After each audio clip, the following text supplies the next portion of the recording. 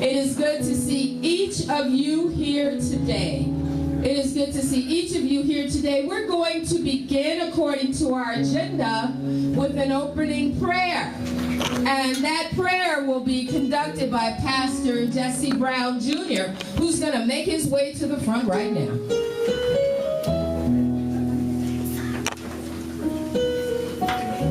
Pastor Brown, Christ Temple Community Church, Colorado Springs.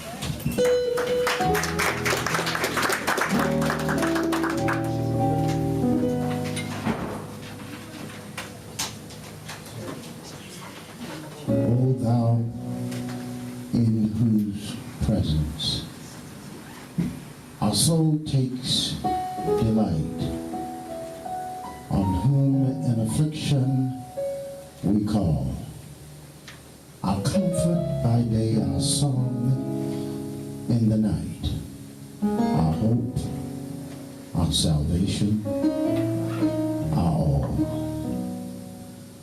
God, in the midst of such times of transition, more things seems to change, yet they remain the same.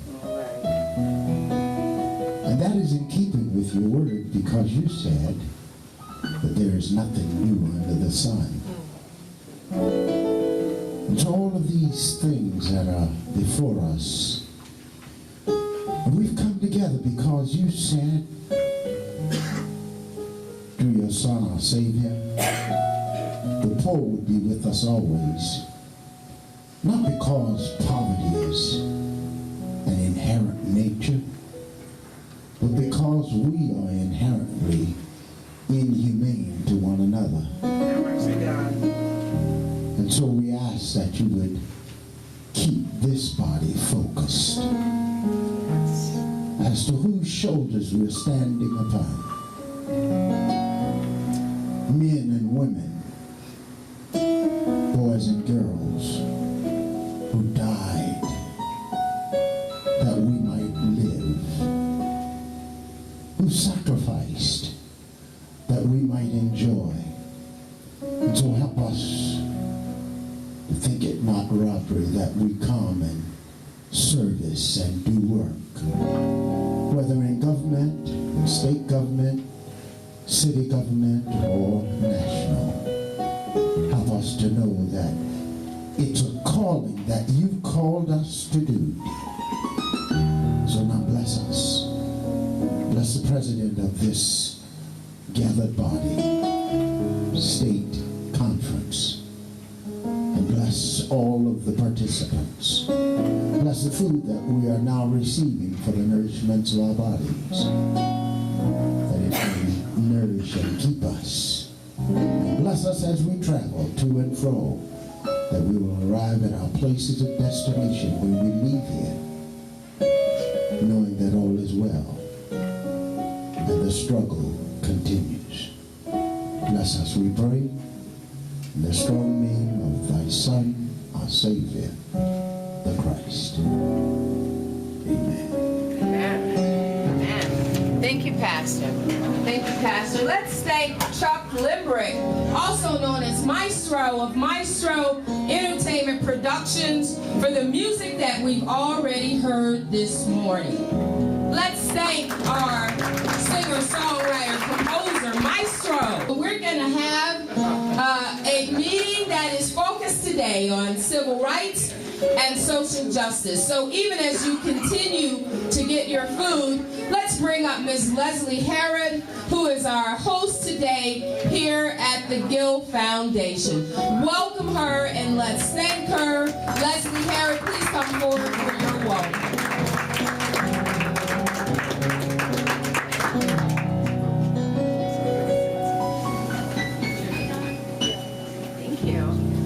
Well, good morning. Good morning. Good morning. How was everyone's drive up? Good? Yeah? I see a lot of friends in the audience getting back from the inauguration, huh? Yay. Well, my name is Leslie Herod. I want to welcome you guys to the Gill Foundation. At the Gill Foundation, we're private family foundation that supports equality for all people, including those who are LGBT. So we've been supporters of the NAACP for a while, and really supporters of Rosemary. She is an amazing leader you have here. So I just want to thank you guys for coming, and I'll be here if you need anything.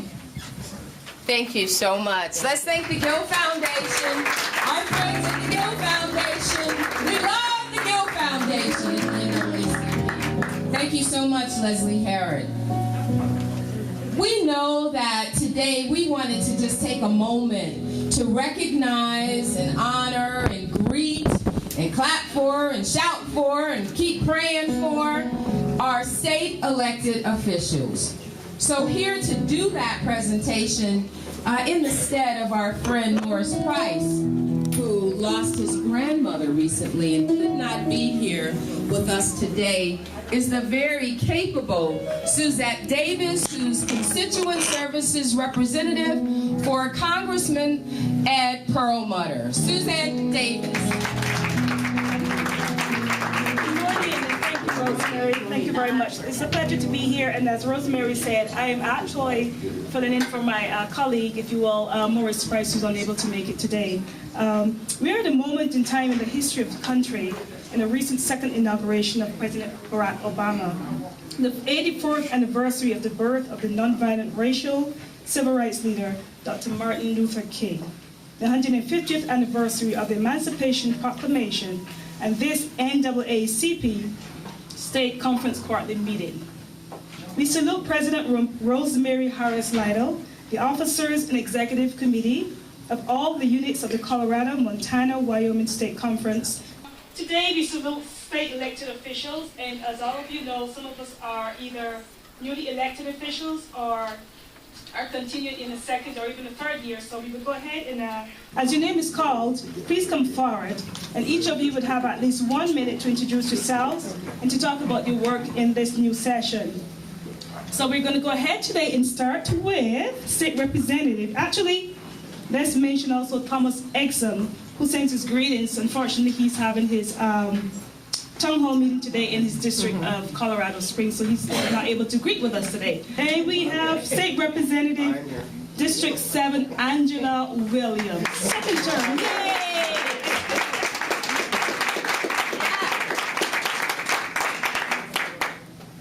Welcome, Representative Williams.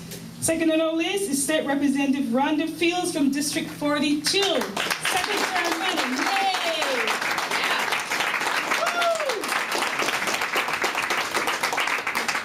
Thank you, ladies. State Representative Pete Lee of House District 80.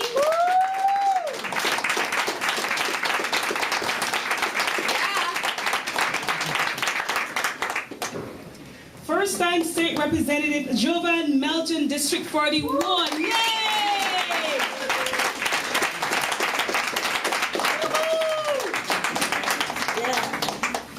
And State Representative Joe Salazar, House District 31.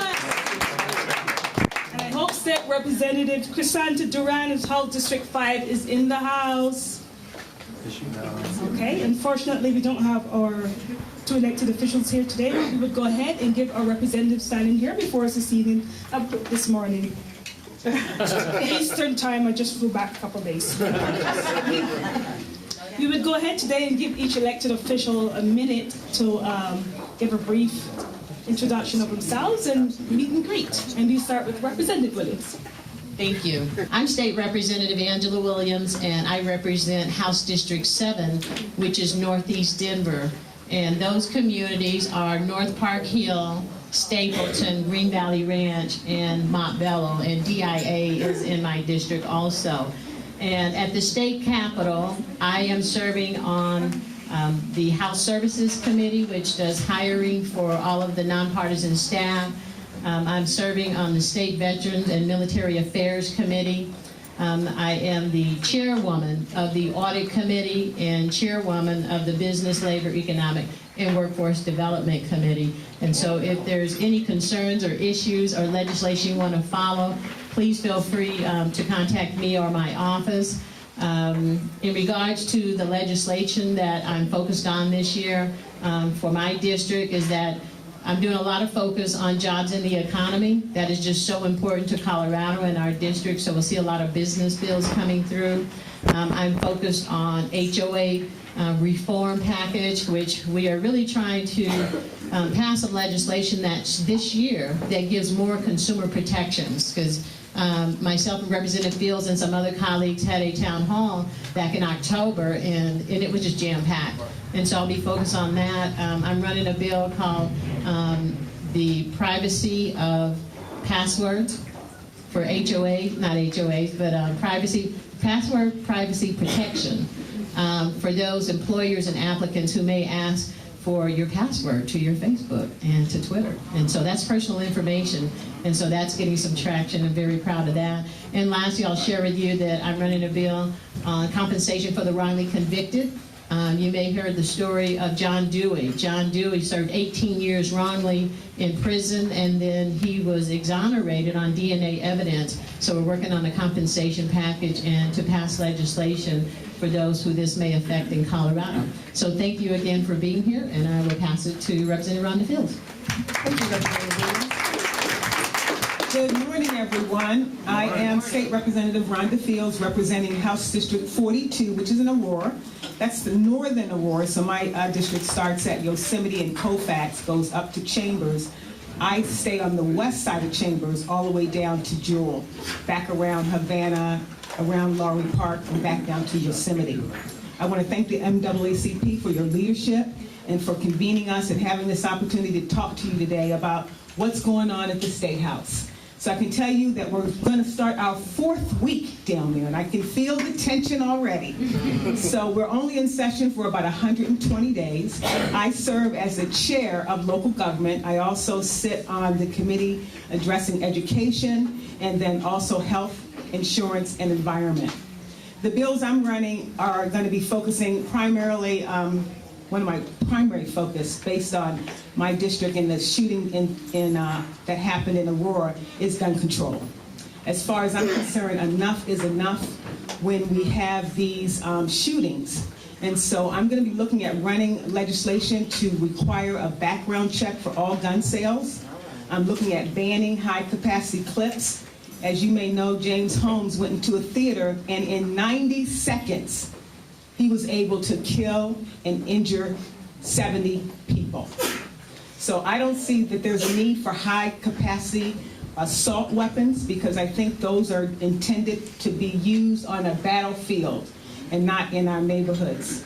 So that's one of the legislation I'm going to be running. Of course, that's going to have a lot of controversy associated with that, but I feel that something has to be done to curb gun violence. Yes. I'm also going to be running some legislation dealing with truancy, trying to improve attendance in our schools. Right now, I think it's somewhat outdated, but if you are absent too frequently, you can be sent to jail. And the average time that a young person can be in jail for truancy is spiking up to 10 days. So this bill would reduce the discretion of the judge, that you cannot sentence someone more than 5 days. So I think that should be done, don't you? Yes. So there's some other things that I'm doing, but please follow me and follow all of us. We have websites, and just keep an eye on what we're doing, and keep us in your thoughts and prayers. I'm Pete Lee. I'm the state representative from House District 18 in Colorado Springs, serving my 2nd term. I'm vice chair of the Judiciary Committee and on the Transportation and Energy Committees. You know, we just experienced an extraordinary event with the 2nd inauguration of the first black president with his hand on the Bible of Martin Luther King. We could look at that and say, you know, we've come a long way, well done, good job, rest on our laurels. But I would encourage you to look at a report that just came out by PBS in Denver, which described backsliding in a number of events and a number of areas. And I wrote them down just because I was shocked at the number of them and what's happened. We have been making progress over the last 20 years, but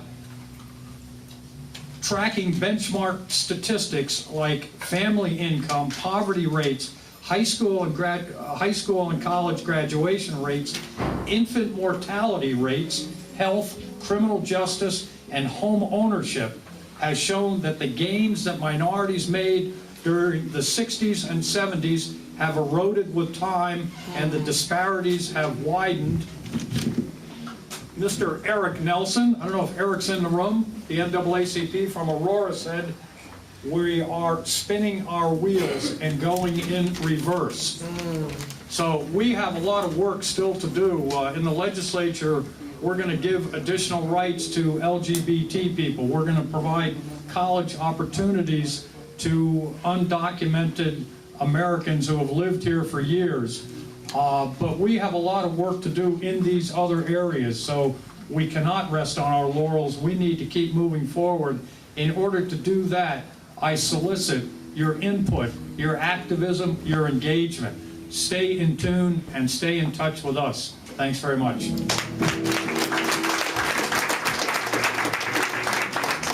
All right, well, good morning, NAACP. Good morning. I'm so glad to be here. My name is Javon Melton, and I represent House District 41, which is in South Aurora, Southwest Aurora, just beneath Ron. In fact, Ron and I fight over our borders all the time. I am one of the newly elected officials, so I'm one of the freshmen. In fact, I'm one of the troublemaking freshmen. But I feel like you got to cause some trouble to get some change done. All right. And so I also sit on State Affairs with Representative Williams. I'm on Finance, and then I'm also the only freshman on the Legislative Council committee.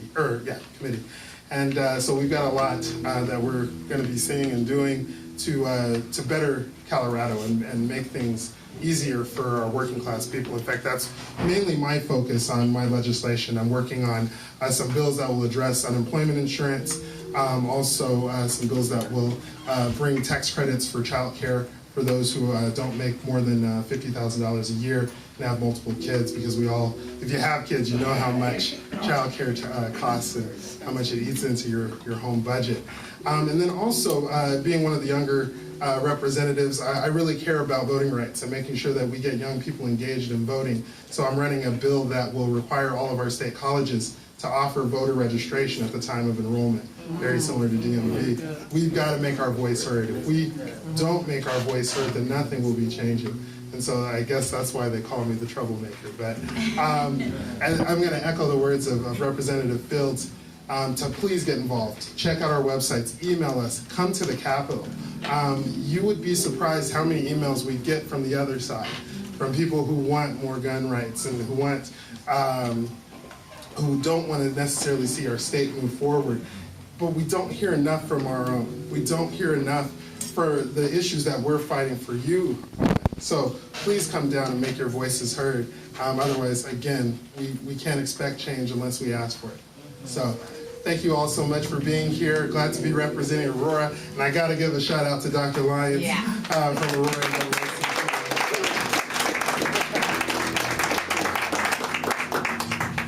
Hello, everyone.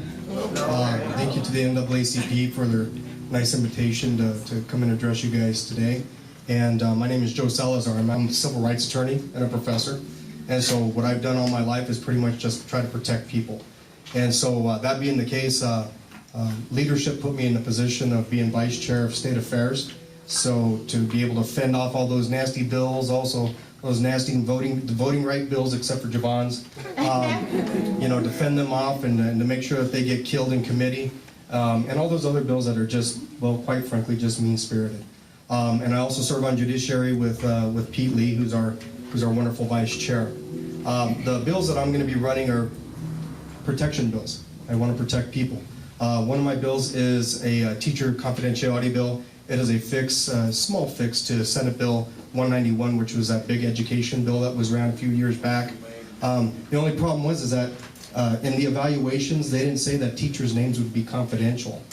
So I'm running a bill to make sure that teachers' names are confidential. You can still get evaluations and things of that nature, but we don't want to scarlet letter anybody by having their names attached to an evaluation and not having any explanation as to why that evaluation may be that way. So that's one of the things that I'm going to be working on. The other thing that I'm going to be working on is actually a lifelong cause for me. I was a civil rights investigator back in the 90s, with the Colorado Civil Rights Division when the first bill was ran to amend our anti-discrimination statute to have better remedies for people. And this is a 20-year fight, y'all, right? And it's 3 years already in a row that this is coming along the way to amend our remedies to bring it up to federal standards from 1991, the Civil Rights Act of 1991. So it looks like this is the good year for it, and we have a good team, and we've counted our votes, and we're good to go. We're good to go on it, except for one vote, Governor Hickenlooper. We'll see what he does with it, but it's election season coming up, right? Better sign it. The other thing that I'm doing is protecting due process rights for people in driver's license revocation proceedings. The law changed all of a sudden without anybody knowing about it, and it will particularly hurt communities of color in driver's license revocation proceedings. And so I'm going to make sure that the standard that we've had for the past 20 years is brought back into statute. So that's the other part of it. And the other thing that I'm really excited about is repeal of some of the anti-immigration legislation that took place back in 2006 with the repeal of Senate Bill 90. That is an awful bill that never should have been passed way back then. Cost the state of Colorado $13 million every single year for absolutely nothing, right? And it leads to racial profiling. So that's what I'm going to be working on. So thank you very much. Thank you very much. And let's go ahead again and give a warm welcoming round of applause for our elected officials there today. And Councilman Harrigan, my humblest apologies. I did have your name on my list, so I do apologize. And thank you, Representative Lee, for mentioning his name for me. I'm terribly sorry. If there's anything, if you wanted to say a few words, please feel free to come up at this time and suck it off the hook, right? Thank you. Thank you so much. I'm Councilman Chris Herndon, President Pro Tem of Denver City Council. I represent far Northeast Denver with Representative Williams from the local side. And I would just simply say to everybody, local government is much different than what's going on at the State House. So I would just like to say a little bit about my background. I'm a veteran. And one thing I think we never do enough is do right by our veterans. Right. And two deployments during my time, Kosovo and Iraq. And I always, once again, want to applaud President Obama for the repeal of Don't Ask, Don't Tell. That was long overdue, so I'm thankful for that. And I just want to make sure that we just encourage to support our veterans, because I long for the day where we look around and say, man, we're just really doing too much for our veterans. Because once you put yourself in harm's way, you should never have to worry about getting a job. You should never have to worry about finding a place to stay. And I just hope that we continue to support our veterans. So thank you very much. I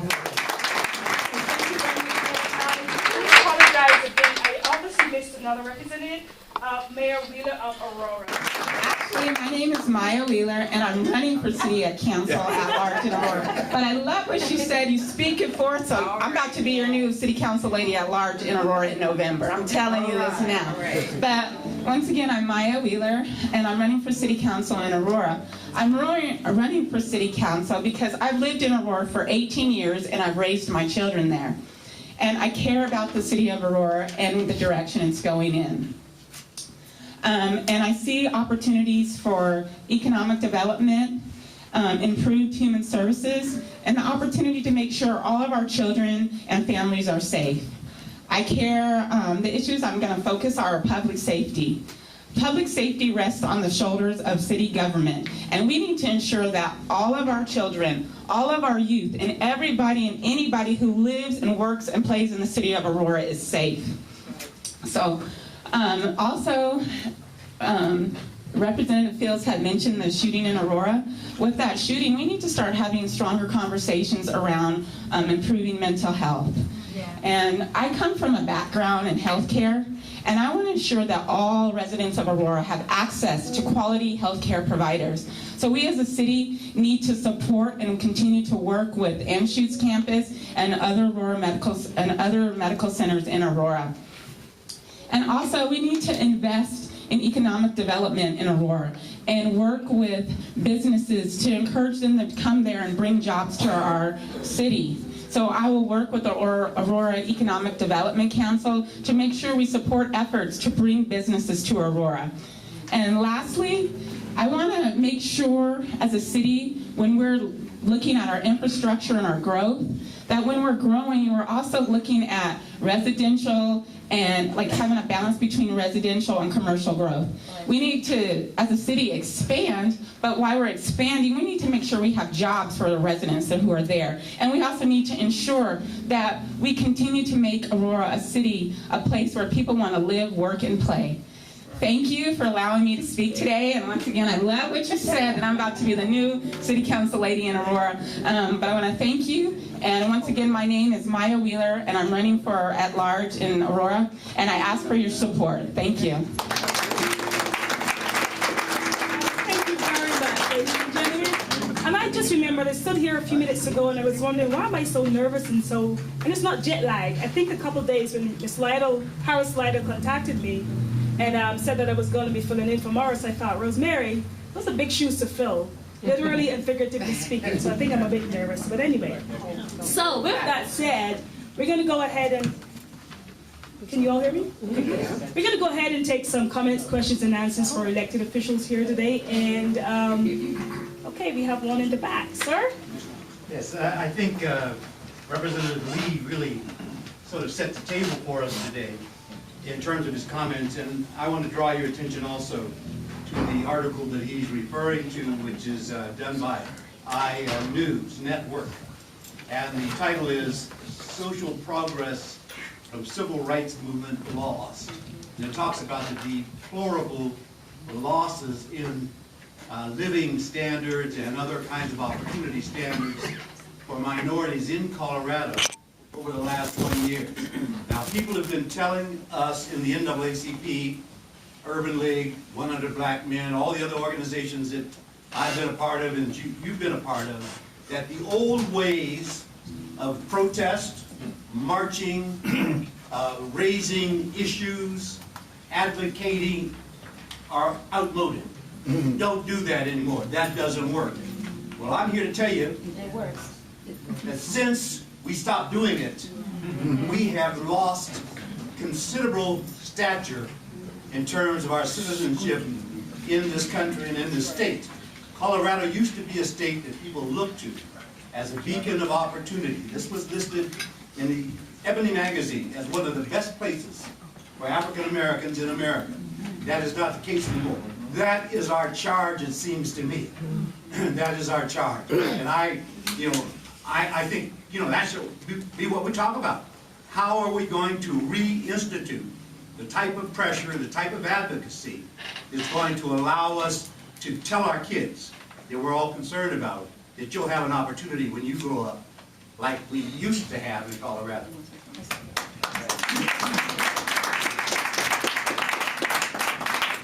So Larry, I want to say thank you for your comments. One of the things that you may not be aware of is that now that we've had an election, we have a record amount of Latino elected officials in the State House, and we have 10 now. And also wanted to let you know that we have 5 African Americans. And so first of all, I want to say that we feel like we are at the table now, and we have a voice, and Colorado is more reflective of communities of color. But we have created, and we're working together, the Black Democratic Legislative Caucus and the Latino Democratic Legislative Caucus. And our mission is to ensure that we are a voice for communities of color at the state capitol to address the issues, particularly around the report that just came out this week on losing ground. And as we are legislators there, when legislation is being ran, whether it be education, whether it be business, we don't care what the subject is that we are consciously asking the question, what provisions in this legislation will move our communities forward? What are you doing for minority communities? What are you doing for Latinos? What are you doing for Blacks? And so I think you're right, we've lost a lot of ground and we know that, but as your legislators, that is our goal and our task at the Capitol. One of the things that we will be working on is we know there's a lot of disparity, Larry, and we did get the permission of the Speaker of the House, and we have his support, that we will be running legislation to ask for a disparity study. We've asked for a disparity study for years. Funded. and funded. That's right. Thank you, Joe. We've asked for that, and so I think that's a basis on which we have to start on. We have to know where the disparities are. We know they're there, but where is it in education? Where is it in jobs? Where is it in business? Where is it in procurement? And so as caucuses, we will be running a piece of legislation so that we have some facts to move forward on, and thank you for your comments. And just to add, it's a very important question because I believe we are falling through the cracks as it relates to education. When we look at the data, far too many of our kids are being incarcerated. And once you're incarcerated and then you're wrapped up into the criminal justice system, you're almost like declared a second-class citizen, because when you leave that institution and you try to transition back into society, no one wants to hire you because you have to declare that you're a felon. And down in the State House, we have an opportunity when we're passing laws. We can be asking questions about how is that going to have a negative impact on people of color. And that's what we do. That's what we argue when we're down at the well. We make sure that we give that voice as it relates to our community. And also when the bills come in front of our committee, we try to shut those bills down so they don't make their way into public policy. And they're already churning. We already have like a Make My Day Stronger law. It's running in the Senate. Basically, it's Trayvon Martin all over again. All of you here, and as well as us, we need to be mindful about what's going on at the state capitol, because we do have people down there who are running legislation that will have a negative impact. And that's why, like Representative Melton mentioned, we do need you down there so that you can help us, give us some support to make sure that we shut that legislation down. Thank you. I clearly echo the comments of my legislator colleagues. That article about losing ground, I commend to all of you, because it really is an eye-opener. And I think the first step to making change is being an awareness of where the change has to be made. So we need to understand where the ground is being lost and what we can do about it. And quite frankly, to me, the two keys to changing the course are education and economic development. They are the absolute bedrock principles that we need to focus on. We have ceased funding virtually our colleges in the state of Colorado. So the doors are closed to minorities to attend those colleges because the expenses are too high. When we first came to the legislature, and we all came at the same time, we were putting $700 million into Colorado's colleges. We're down to $500 million. The trend is obvious. Also, with respect to our grade school, the same way. We have underfunded our K through 12 schools over the past 5 years by $1.2 billion. So we're moving backwards. And Representative Fields alluded to the problem with mass incarceration. The representation of minorities in our prisons has deprived homes of breadwinners. And the most common characteristic for poverty in this country is single-family homes. 73% of African American babies are born out of wedlock. I'm only doing it because it's you, Pete Lee. Thank you, Rosemary. Okay. I could go on, but we need to move forward.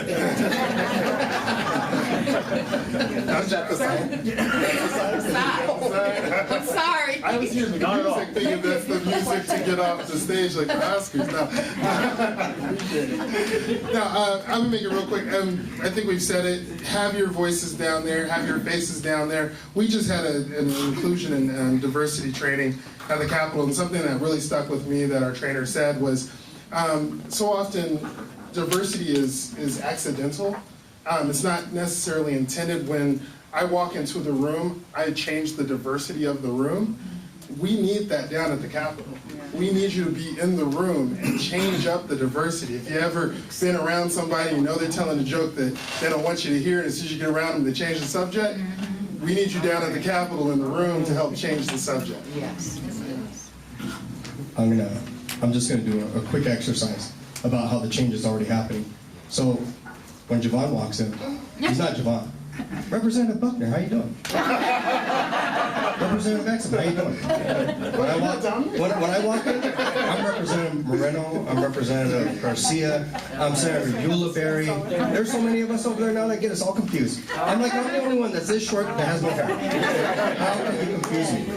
That's how we're doing it, right? But at the same time, as incoming freshmen, we're making differences, right? And we're not afraid. We're not afraid. What do we got to be afraid of? What do we got to be afraid of? Question.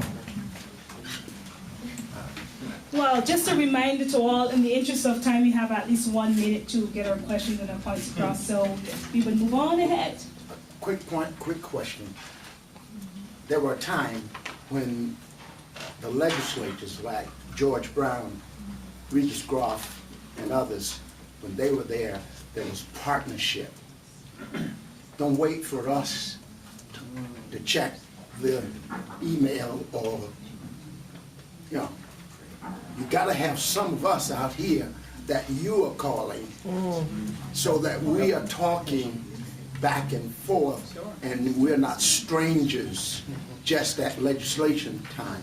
So we gotta have that partnership.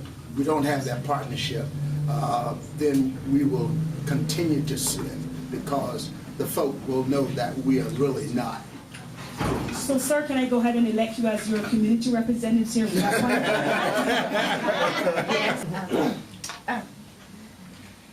I would like to applaud all of you on the work that you're doing. And I think my question is somewhat to, I think Rhonda feels. I applaud your efforts on reducing the time from the 10 days imprisonment for truancy to 5 days. I am concerned that on the level of disparity in education that the problem is from education. The prison pipeline is starting with the education system. Is there a way that instead of is there alternative? Instead of reducing the time from 10 days to 5, there isn't a prison, because if you're incarcerating the children who are in school for not coming, then we kind of have a problem, because then they're not school, and then you won't see them at all. Then there's no education, and you have another statistic on your hands. So is there alternative to this problem? Right, thanks for your question. And what I was talking about in my bill really talks about the tail end. The tail end, we don't want to see any child be sentenced to detention and to be commingling with people who have been charged with other types of offenses. So I'm trying to reduce that time, but the beginning of the bill talks about intervention strategies, because a lot of times they're not attending school because some of them have to work. Some of them are not attending school because they have a sibling that's sick. And so that mom or that dad, they have to be at work and they need someone there to watch the sick child. And so there's a lot of good, legitimate reasons for why those kids are not going to school. And some of them are for all kinds of issues, but the beginning part of that bill, that is the last resort. I tried to make it so that no judge could ever sentence a young person to detention because of truancy. But, you know, you can't take away their discretion, and you're a lawyer, and I guess there's a certain inches of power. So there's some question, even if I have as a legislator, may not have even the authority to tell a judge that you can't restrict the time. But the bill really talks about upfront services to find out why that kid is not going to school and what can we do to get them back engaged. Because if they don't go to school, you can't catch up. If you're out of school 40, 50 days, you can't catch that time up. So there's a lot of upfront support services. We have a question over here. And it's actually directed at you now. Is there any way to maybe incorporate in the bill more responsibility on the parent, that the parent make sure that your child goes to school? I grew up in California, and where I live, the parent went to jail if the kid didn't go to school. Right, and I have seen legislation like that. And I've heard school board members tell me that that's why they do it. They're trying to get the parents' attention, which is not appropriate, to put the young person in jail just to get the parents' attention. I think that's just not the way to go in reference to incarcerating a young person, but you're right about that. You know, I don't know if I have an answer for it, but I know that it's just not the right thing to do in a day's time. And we have the young man in the back. Do you need any mic or can you project your? Go right ahead. Hear me. Sure. Representative Melton was mentioning that he needs to have us there in order to change the conversation. Quite simply, tell us when and how to do this. And that can be difficult at times, thank you. Sometimes we won't know if a bill is going to committee until the day before. We won't know necessarily when the hearings are. Typically for when it's going to a committee, we'll have about a week or 2 weeks in advance. And this is probably on our part too, is to make sure that we get that information out through our email lists, through our websites. If you haven't signed up, if you're not getting an email from somebody up here, then we need you on at least one list. So that way we can get that information out to you. And then also, I mean, typically there are committee meetings every day. It may not be necessarily for a subject or for a particular bill that we are really trying to fight for, but still just having you down at the Capitol at times is extremely, extremely helpful. So you're saying that there's not a schedule published, anything like that? Yeah, I wanted to add to that. If you go to the Colorado General Assembly website and you look on the left-hand side, there's a drop and it'll say 2013 bills and it'll say the House and the Senate and it'll take you to a page that says calendar. Okay, if you click on that calendar, you will see all the bills that are being ran, what time and what committee room they will be in, and you'll see who the sponsor is. So, and that's updated like at 8 o'clock every night. Yeah. You know the day before. You check it in the evening, that calendar's updated like clockwork. And we have to be able to shift with the calendar also. So, you know, visit the website, and that's how you can keep up with the bills that are being ran. Sorry, I'm new. So you heard it here, ladies and gentlemen, and like they said, I mean, they also have town halls as well, so if that's something that you can attend, whether it's on a Saturday or early morning before you head to work, that's a perfect opportunity, I believe, to meet and greet with your local representatives. So, with that said, you heard them here, get up, get out, and get involved. We're going to wrap things up here now for the day, so if there's any other further questions, comments, thank you all very much for coming out. Okay, Senator Jesse Ulibarri was at a town hall, but Jesse Ulibarri. Yeah.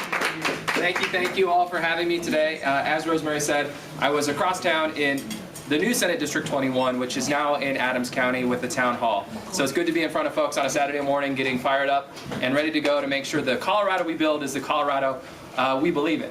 And Senate District 21, just as quick background, is one of 2 new Senate districts created out of reapportionment. And these 2 new Senate districts, Senate District 21 and 35 down in the San Luis Valley, are 2 majority people of color districts. And so for the first time, we're seeing the growth and the impact of our communities and what it could actually mean to change the legislative future of our state. So as Rosemary mentioned, we've worked together side by side in many fights, and very happy to see, again, Artway, other folks, Francoise, Lisa, other people in this room that have been continuing on the fight for justice for so many years. I'm a proud NAACP member, and so when Rosemary called me a few weeks ago and said, hey, will you carry these bills for me? I said, of course. And so I wanted to just share some information with you about things we're working on, specifically with the NAACP, and then I'll talk a little bit more about my broader legislative focus serving in the state Senate. So I think it's really important to honor the work that just doesn't happen from year to year, but the history that's been built upon for all of us to be where we're at today. And so Rosemary had called and asked me to run a resolution for the 150th anniversary of the Emancipation Proclamation. We're going to do that now through the state Senate and have it go through the House as well. When we talk about, for me, as the only man of color in the state Senate, it's hard for me to think about the amount of time it's taken us for us to even get there. To think about the growth we saw during Reconstruction and the amount of folks of color that we saw elected to public office, and then that disappear under Jim Crow, and then now in the new Jim Crow, where we see more and more folks incarcerated, more and more folks specifically of color pushed out of civic society.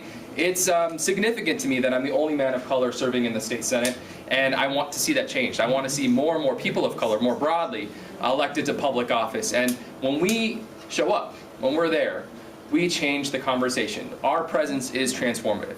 And that has to happen at every single level. So school board, city council, state legislature, and beyond. And that's what we're seeing happen in our democracy right now. So very happy to run that. Rosemary also approached me about an issue that we have really broad support for right now, which is trying to set up a statewide women's commission. We had a women's commission that was time limited, didn't have much investigatory or reference authority through the state legislature. But what we're trying to do is set up a statewide women's commission that would have women from all over the state come together and talk about what is the state of women in Colorado today. What does it look like for health access? What does it look like for economic opportunity? What does it look like for pay equity? All of those big issues that we've been working on, but let's talk about it whole scale. And so we're drafting the bill now to set up a commission that would actually have the ability to do the research, but also suggest specific legislative policy fixes that we can adopt as a state to move us forward. So very excited for that idea and very glad to see it move forward. The other big piece for me is I will now serve as the vice chair of the Judiciary Committee in the Senate. And so as you may know, that's where Department of Public Safety, Department of Corrections, all of the law enforcement bills will come. And there has been a coordinated effort, and I'm looking at John in the back, there's been a coordinated effort for many, many years to fight against mass incarceration in the state of Colorado. Our communities, and I say that for the entire state of Colorado, every single community is on a path to prosperity and opportunity and not to incarceration. And so very excited to continue that work with all of the partners here in this room. There are a few other things that I'm working on specifically about opportunity. That's my charge. That's my core value is opportunity. I grew up in a small trailer park in my Senate district where I now represent. My grandparents raised my parents in that area. And my Senate district includes some of the highest rates of childhood poverty.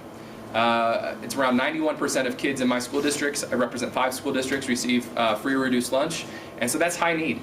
And that means we need to do everything we can to build economic opportunity for them, but that they have a state that they love and enjoy and can prosper in. And so my focus will be really on that. So I'm welcome to take any questions if we have time. If not, I will leave my email address and cell phone number for folks and would love to hear from you or see you down at the state capitol. For many years, working with many of you in this room, we would go down day by day and we would change the color of the state legislature for a day. And then you would leave, and then it would be the maintenance staff and the house cleaning staff like my dad was, and that would be the only people of color you'd see in the Capitol. And that is not the case anymore. All right, for the first time, we have 15 people of color serving in the Colorado legislature.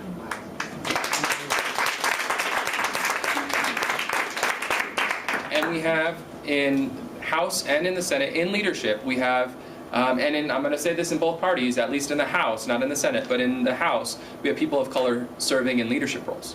And that's a very different perspective, and I think it's going to change the course of what we see happen. Just on Thursday, it was the first time that the Colorado Asset Bill, I'm not sure if folks follow this, would allow Colorado graduates who have grown up here in our communities, who don't have legal status, they're undocumented, to go on and get in-state tuition. There are Colorado kids, they should be treated as in-state kids when they go into college. It was the first time that a Republican voted for it in committee. And part of it is that there are relationships that we form. As we talk with folks, I know the work of the NAACP Colorado Springs branch helped to lay that foundation. And there might be people that we disagree vehemently on many issues, but we can find common ground and we need to just strive for that. So very excited to see the direction that Colorado is going this year. Thank you. Thank you, state elected officials. Thank you, Councilman Herndon. Thank you, council candidate Maya Wheeler. Thank you to each of you for your questions. Let me just answer Marcus Farmer's question. As we move forward into this legislative session, the NAACP is going to be at the Capitol. There will be opportunities. You will be recruited.